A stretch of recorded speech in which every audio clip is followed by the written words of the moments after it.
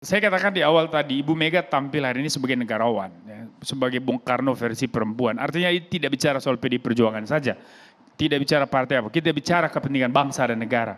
Pidato Ibu Mega hari ini menjadi besar dan ini akan dicatat oleh sejarah, karena dia membicarakan dan fokus menyasar pada keprihatinan terhadap situasi bangsa dan negara dan juga harapan ke depan.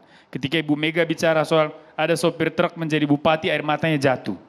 Ketika Ibu Mega bicara soal masih banyak yang ada di kolong-kolong jembatan di Jakarta ada nih, dan itu dia minta kader PDI Perjuangan itu peduli, harus punya hati, harus punya pikiran untuk bertindak, orang-orang terus diangkat.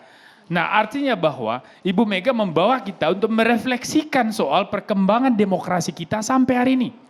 Setelah reformasi 1998, itu poin yang saya tangkap sebagai akademisi ya. Yang kedua, kita refleksi soal bagaimana perkembangan konsolidasi politik di internal partai politik. Pertama pada level demokrasinya. Kita melihat bahwa proses penguatan demokrasi ini sudah berlangsung secara positif dan linear dan saya kira cukup meyakinkan bahwa kita akan terus maju ke depan. Tetapi bahwa ada nuansa-nuansa liberalisasi juga terjadi pada kultur-kultur organisasi tertentu. Ya, maka kalau kita bicara nyambungnya ke partai politik, maka kita akan melihat klasifikasi partai politik. Ada partai elit, ada partai massa. Ya, ada kategori lagi catch all party, ada juga cartel party dan sebagainya.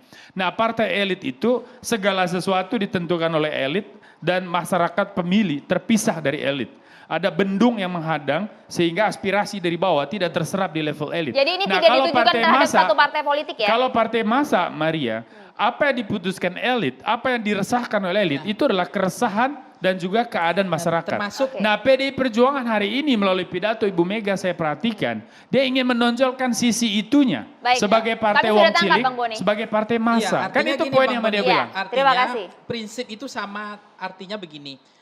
Sekarang kan kalau bicara tentang koalisi kita, basisnya kan transaksional pragmatis. Exactly, dan itu yang mestinya memang dibangun koalisi berbasis ideologi dan programatik. Persamaan kepentingannya adalah kepentingan yang tidak hanya sebatas mendukung presiden. Itu konsekuensi dari presidensialisme dibangun di atas multi partai. Yang satu mengandalkan figur, yang satu menguatkan partai politik, itu clear. Tapi kemudian waktu untuk mensosialisasikan calon presiden ini harus diberikan ruang oleh negara. Nah, artinya karena jauh lebih baik, lebih cepat. Kan gitu. Ada undang-undang pemilu. Nah, itu undang-undang itu yang harusnya retrospektif. Nggak bisa. Retrospektif. Undang-undang harus memberikan ruang kepada negara. Itulah yang calon-calon terbaik. Diskusikan, bukan sikap kapan mengumumkan. Nah, tapi kalau kode-kode tadi Bang Deddy, kode-kode sudah bagus. Ada perempuan disampaikan Ibu Mega, bagaimana eksistensi perempuan, bagaimana beliau memilih menteri perempuan, itu is dan politik lingkungan, dan itu sangat relevan dengan masalah. Kemudian beliau juga memberikan penguatan pada kan boleh kalau misalnya walaupun belum masa kampanye, kemudian kan masing-masing calon presiden, calon wakil presiden kalau sudah ada, yang sudah resmi di situ kalau calonnya nggak ada kerjaan Bang, oke. Tapi kalau calonnya gubernur, ketua DPR, dia pergi kampanye, gimana dong? Ditahan dulu Bang Deddy, Bang Bestari, sekarang gilirannya Bang Andi. Sekarang giliran Bang Andi. Kita berikan Bang Bestari, Bang Bestari. Mohon maaf Bapak-bapak, sekarang gilirannya Bang Andi Malarangeng. Silakan Bang Andi. Walaupun belum masa kampanye, kemudian sudah ada calon presiden yang resmi dideklarasikan oleh partai dan memenuhi syarat lah. Walaupun belum daftar ke KPU, tapi sudah memenuhi syarat 20% itu ya. Dan kemudian mulai mensosialisasikan pikiran-pikirannya agar supaya dikenali oleh rakyat. Bukan kampanye, tidak usah bilang pilih saya. Kalau kampanye kan kalau di KPU itu kan tidak boleh, di luar masa kampanye nggak boleh ajakan. Tapi bukan kampanye, tapi dia gimana Bang? Ya tentu saja masing-masing ada constraint masing-masing. Ada yang pejabat publik, ada yang bukan pejabat publik. Tapi disitulah. Kampanye itu dengan kan kita, pada playing field yang sama. Kita kan tidak tahu apakah calon itu pejabat publik. Paling tidak dia sosialisasi, mengunjungi, dia perlu kenali rakyatnya semua dan dia perlu didengar. Kita berikan Bang Andi dulu Bang. Siapakah?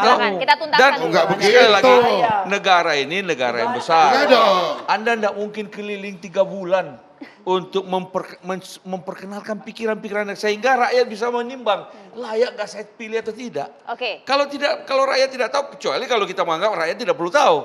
Itu kan gue tadi saya artinya katakan. Minggu-minggu ini Demokrat sama Nasdem akan deklarasi ya, Bang Andi? Sebetulnya gini loh. Kami ingin kalau bisa Ya dalam waktu tidak terlalu lama. Januari, Februari. Udah jelas.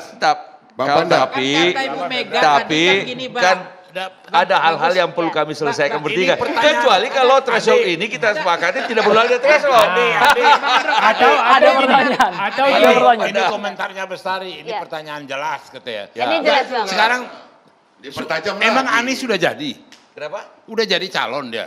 Ya belum ada, semuanya belum ada calon dari PDIP. Jadi ngapain dia keliling-keliling? Selama belum ada memenuhi 20% itu dan belum dilakukan. Jadi Demokrat belum teken.